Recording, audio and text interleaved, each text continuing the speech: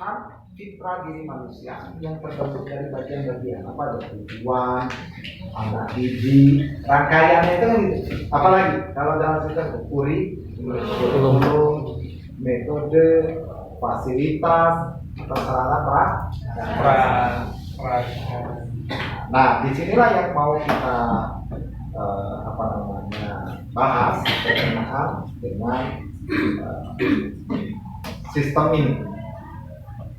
Tujuan dari baik itu dari tujuan pendidikan Islam itu ada hadis Nabi yang mengatakan al-mu'minul qawi khairun wa afdal abu ilallahi azza wa jalla minal mu'min ad-dhaif. Jadi mukmin yang kuat itu lebih baik, lebih mulia, lebih dicintai oleh Allah daripada mukmin yang lemah, yang dhaif. Tentu kata kuat di sini multi makna. Kuat di situ ya. Baik itu kuat fisiknya maupun kuat secara ekonominya, kuat secara intelektualnya. Kayak di ayat An-Nisa ayat berapa itu? Wal yakhshal ladzi law taraku min khalfihim dzurriyyatan di'afa. Adalah kita harus khawatir jika meninggalkan generasi yang lemah. Tapi lemah di situ ya bisa lemah fisiknya, lemah ekonominya, pikirannya, lemah segala-galanya. Nah, kita disuruh untuk berhati-hati di situ. Nah, sehingga kata kuat di sini di tempat saya tuh ada namanya Mbah Kuat. Namanya tuh Mbah Kuat. Dia punya mobil pick up yang sudah tua sekali. Bisa kata orang sering kalau di kampung sana itu yang bisa nyetir dan membawa mobil itu hanya Mbah Kuat. Kalau mobilnya itu jalan seakan-akan rasanya itu kelihatannya bannya mau copot.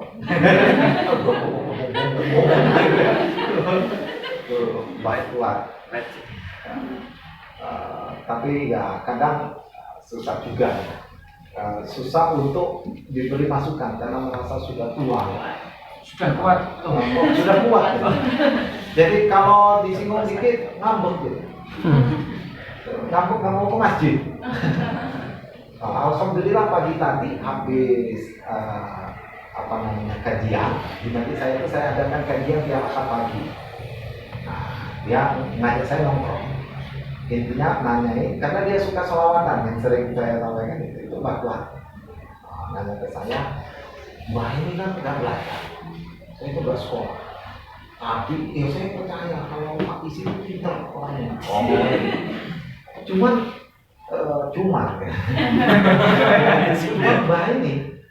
Mbak ini tahu yang disampaikan Pak Isi karena pengalaman, karena udah tua. Tapi mungkin ada salah. Dia pas dia ngomong ada salah itu yang enggak. Yang penting belajar terus. Contohnya saya waktu Mbak itu udah bagus sainnya waktu pagi itu. Cuma ada yang harus dipaskan. Nopo kata dia. Yang mana? Kataku ketika yang baca Allahul Kafi. Kenapa? Karena banyak kalau baca Allahul Kafi itu ya Allahul Kafir Rabbuna.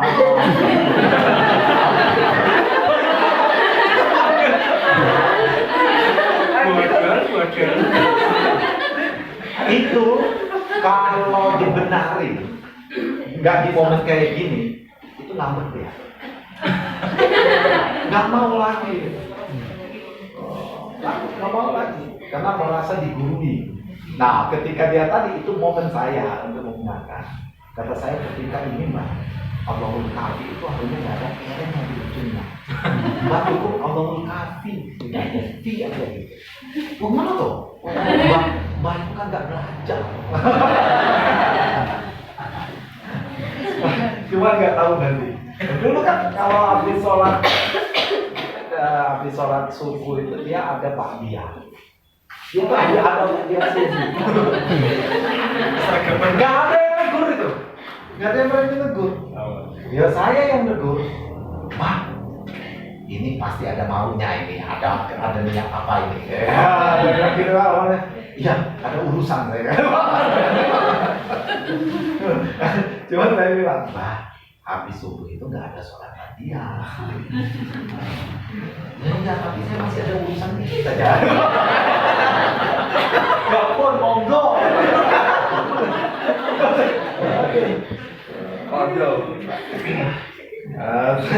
Banyak kalau cerita itu aneh-aneh kan.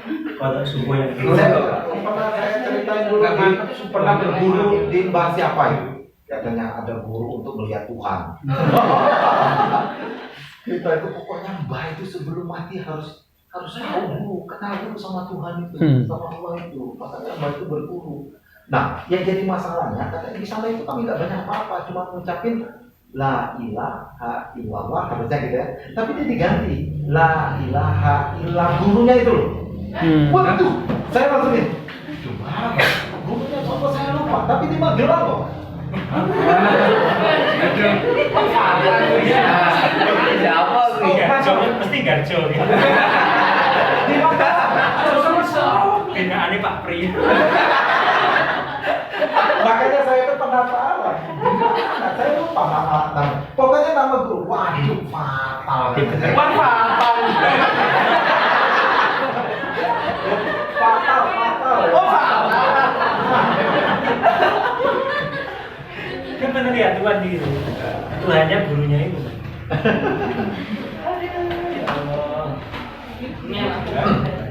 Oke. Kok jadi ngomong ke sana? Nah, gara-gara Al-Qawi tadi kuat itu ya, Al-Qawi gitu ya, sehingga dari sini artinya Allah itu memuliakan orang mukmin yang berkemampuan tinggi, sehingga dengan kemampuan itu harapannya dia mampu menjadi khalifah fil ardi, khalifah bukan khalifatul muslimin. Menteri pendidikannya sudah ditangkap, dan ditangkap itu. Tapi enak sekolah di sana. Kamu kalau sekolah di negara yang khalifatul muslimin yang di viral di TV itu, SD-nya itu cuma berapa? 3 tahun apa 4 tahun ya? Ada kan di SMP 2 tahun, SMA 2 tahun, di Mahfad Halinya itu 2 tahun. Makanya kata saya, wah kemarin itu ngomong teman-teman, hati-hati bagi kalau ada alumni kampus masih usia dini-dini gitu. Karena dia alumni Khalifatul Muslimin ya, Khilafatul Muslimin gitu. Sekolahnya cepat, gak lama gitu ya. Kan kamu kalau mau cepat selesai, gabung. Khilafatul Muslimin itu siapa itu? Pimpinannya kan nah kemarin itu saya ada teman yang mantan HTI. Saya bilang, itu apa ininya HTI? Kata saya. Oh enggak, bukan. Saya waktu kuliah saja itu sudah ada. Dia sudah ada waktu dia kuliah. Udah sepuh bapaknya. Dia bilang udah ada itu waktu saya kuliah. Cuma mungkin sekarang kan isu itu dibangkitkan untuk nutupin apa? Gitu aja. Katanya gitu ya. Politik. Cuma kataku gimana ini pandangan dari teman-teman HTI? Wah, saya kan gini. Wah, itu nggak benar. Nggak benar. Masa katanya itu negaranya mana? Gitu. Ngakunya udah ada menteri pendidikan, udah ada khalifahnya, gitu ya. Tapi masih di Indonesia, gitu ya. Itu nggak benar. Sebenarnya katanya itu saingan dengan Jamaatul Muslimin. Sama, Jamaatul Muslimin mengklaim dia adalah sebuah negara Islam, ini juga mengklaim sebagai negara Islam. Hati ini gimana? Oh, saya bilang, enggak gitu konsepnya. Beda lagi konsepnya. Itu beda lagi konsepnya. Ya, biasalah kita diskusi itu penting untuk membuka wacana dan mengenal orang. Maksud kemarin saya diskusi berkenaan masalah keuangan. Berkenaan dengan ini, kita itu masing-masing agama itu punya Tuhannya sendiri-sendiri. Tinggal pertanyaannya, Tuhan itu yang menciptakan. Yang jadi anehnya, ciptaan Tuhan mereka itu sama. Ya kan? Ya kan? Ciptaannya Tuhannya orang Kristen yang mirip kayak kita, sama kayak kita. Orang Hindu juga Tuhan yang mirip sama kita. Akhirnya saya bertanya, kira-kira Tuhan yang mana yang plagiat? Tuhan yang plagiat penciptaan. Malah nggak dicipta itu Pak. Kok nggak kreatif banget itu?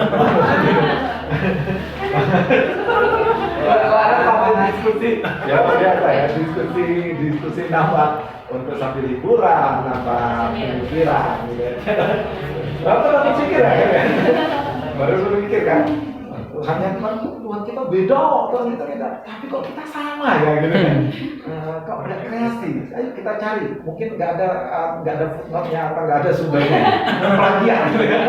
Itu Tuhan yang mana yang berplagiat gitu ya. Yang artinya kan kalau Tuhannya beda, ciptaannya beda. Kenapa kamu kok matamu di belakang? Tuhan saya kan beda. Ini kan sama. Nggak kreatif banget. Nah, dari sinilah, dari hadis ini, dari Al-Mu'min ini ya, kita bisa mengambil bahwa tujuan umum, tadi kata sistem pendidikan itu lihat dari tujuannya, bagaimana terwujudnya manusia sebagai hamba Allah sesuai dengan hakikat penciptaan manusia menjadi pengabdi Allah yang patuh setia, ya, sehingga manusia itu mampu merealisasikan tujuan hidupnya sebagaimana yang telah digaris oleh Allah Subhanahu wa Ta'ala. Artinya dia harus punya kemampuan memaksimalkan apa yang Allah potensi yang Allah berikan. Apa itu telah memberikan potensinya kepada kita. Setiap dari kita itu punya keunikannya masing. Maka jangan pernah membandingkan dirimu dengan orang lain. Ya, kamu punya keunikan. Dan kamu sendiri mungkin nggak mau dibanding-bandingkan. Tapi karena tanpa sadar kita juga suka membandingkan. Itu loh temanmu. Masa kamu nggak bisa temanmu? Oh, udah membandingkan ini. Padahal kita punya sendiri-sendiri, kemampuannya sendiri. Oke, saya singkat aja banyak yang mau kita bahas. Tentu tujuan khusus dari pendidikan Islam itu, kalau kita membaca misalnya kutipan dari Ahmad Tafsir, tujuan khusus pendidikan Islam itu ditetapkan berdasarkan keadaan tempat dengan mempertimbangkan keadaan geografis, ekonomi, dan lain-lainnya. Jadi tujuan khusus ini hasil ijtihad murni gitu ya. Apa saja tujuan pendidikan di khusus ini ya sesuai dengan daerahnya kata saya. Makanya Nabi itu ada hadis Nabi, antum a'lamu bi umuri dunyaku. Kalian itu lebih mengetahui urusan dunia kalian. Nah, sebenarnya Indonesia itu mungkin pernah saya sampaikan, kita punya wilayah-wilayah ciri khasnya masing-masing. Nah, sekarang udah ada bentuknya. Orang kalau udah ngomongin bahasa Inggris di Indonesia, kemana arahnya? Belajar bahasa Inggris di mana?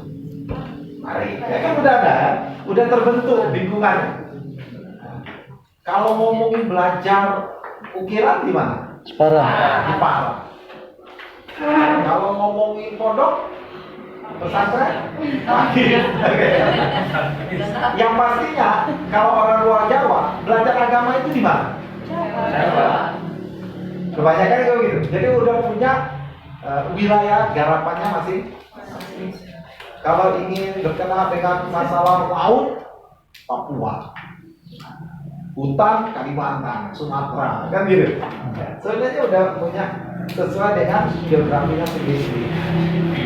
Dan di situ Nabi mengatakan kalian itu lebih tahu dari urusan dunia. Cuman di pendidikan kita, alhamdulillah sekarang UN sudah dihapus. Tapi gimana kualitasnya? UN itu harusnya nggak dihapus. Saya sepakat aja, asal dia tidak dijadikan sebagai acuan alat untuk meluruskan siswa. dia hanya sebagai dijadikan sebagai alat ukur tinggi rendahnya sebuah pendidikan. Dia bukan menjadi syarat kelulusan. Jadi kalau pemerintah mau melihat level dari pendidikan itu, kasih soal yang sama seluruh Indonesia. Nah, di situ dia bisa memetakan dengan soal yang sekian, kemampuan daerah ini sekian, ya dia bisa memetakan itu. Tapi bukan menjadi syarat untuk kelulusan, karena nggak adil itu. Soalnya sama seluruh Indonesia, tetapi fasilitas dan sarana prasarana berbeda. Orang kota sama orang desa, orang kampung beda jauh. Maka teman saya itu dulu sekarang udah jadi doktor fisika di UGM. Dia itu dulu bagian ini di Sumatera itu, bagian mengerjakan soal. Jadi di depan ruang soal itu dikunci, markas utamanya di kabupatennya itu dikunci, tapi jendela belakang dibuka. Jendela belakang itu dibuka, maka tim dia yang masuk, ngerjain sebelum anak-anak mulai saatnya mau masuk gitu ya.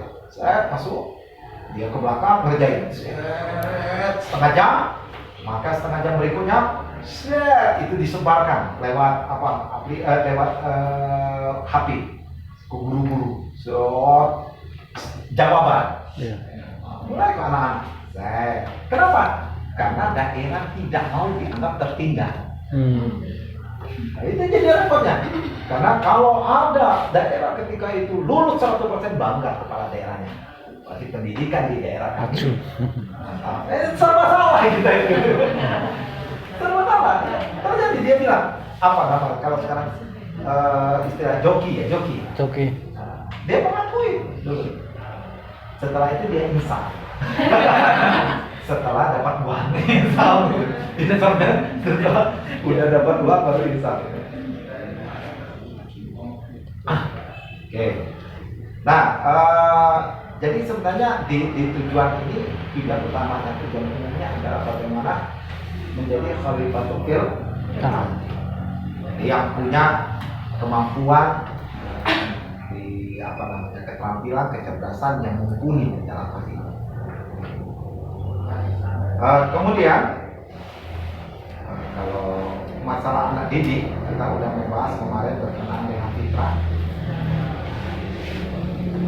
Kemudian kurikulum, sistem yang kedua, yang ketiga sebenarnya tadi kemarin anak kita udah bahas mengenai proses fitrah. Kemudian yang ketiga berkenaan dengan kurikulum sebagai faktor pendidikan Islam.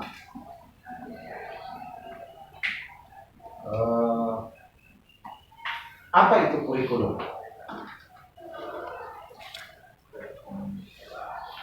Kurikulum itu apa?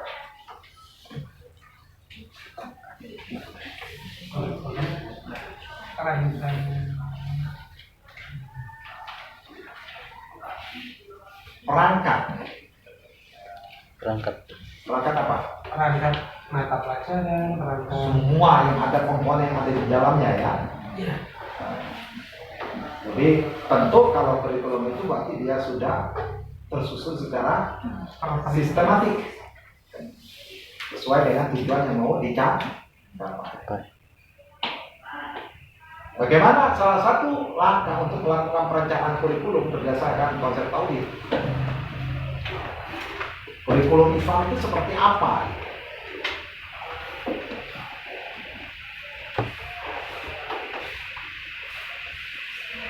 Kalau kurikulum Islam itu sifatnya fungsional. Tujuannya mengeluarkan dan membentuk manusia muslim kenal agama dan Tuhannya, berakhlak Qur'ani, ya. Tapi juga mengeluarkan manusia yang mengenal kehidupan, sanggup menikmati kehidupan yang mulia,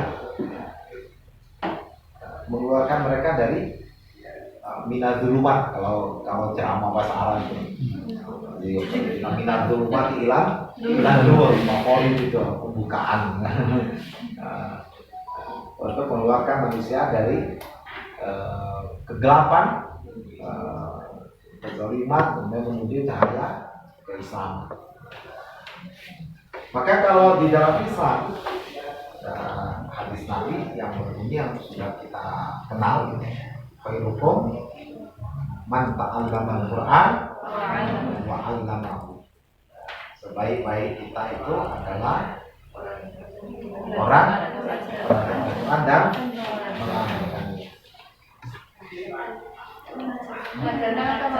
Khairukum man ta'allama al-Quran wa 'allamahu, dan mengajarkannya ya. Allama bukan amal ya, mengajarkannya. Makanya kemarin itu ada mahasiswa yang bertanya gimana cara melihat umat Islam yang hari ini itu terasa beragamanya itu karena mabuk agama. Katanya kok mabuk agama?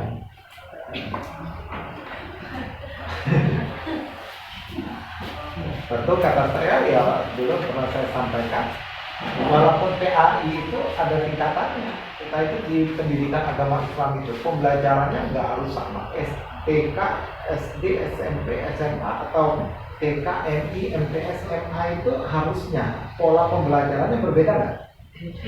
Beda harusnya. Ya, bahkan di perguruan tinggi masih juga cara belajarnya juga seperti di TK, di SD misalnya.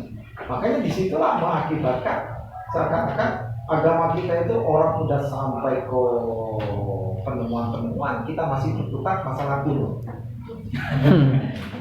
Iya kan? Berkutat masih masalah kuno, bid'ah apa enggak? Itu yang dibahas. Ketemu lagi di tingkat bahas itu lagi. Ya.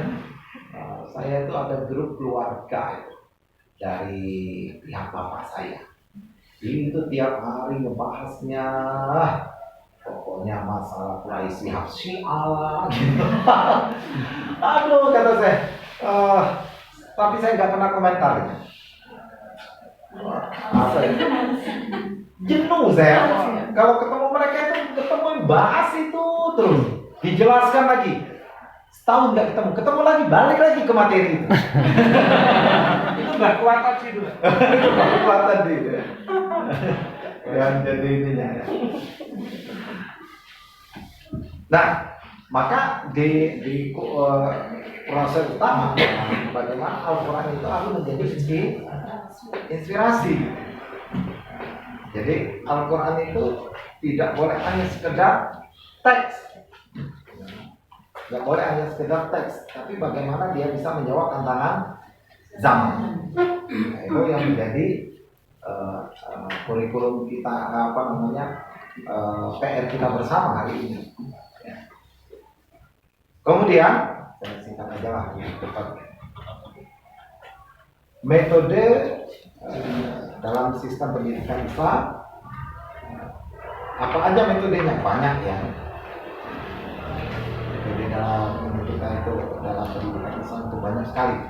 Ada metode hiwar, ada dialog, apa lagi? Ceramah. Nanti cari sendiri lah kalau metode itu banyak itu. Ya, sudah banyak sumbernya. Kemudian berkenaan dengan sarana bagaimana di dalam Islam juga bahwa fasilitas sarana itu, lingkungan itu sangat-sangat menentukan. Bagaimana di lingkungan yang jelek itu, di fitrah yang pernah kita bahas itu kan, itu membentuk kepribadian walaupun tidak 100% juga.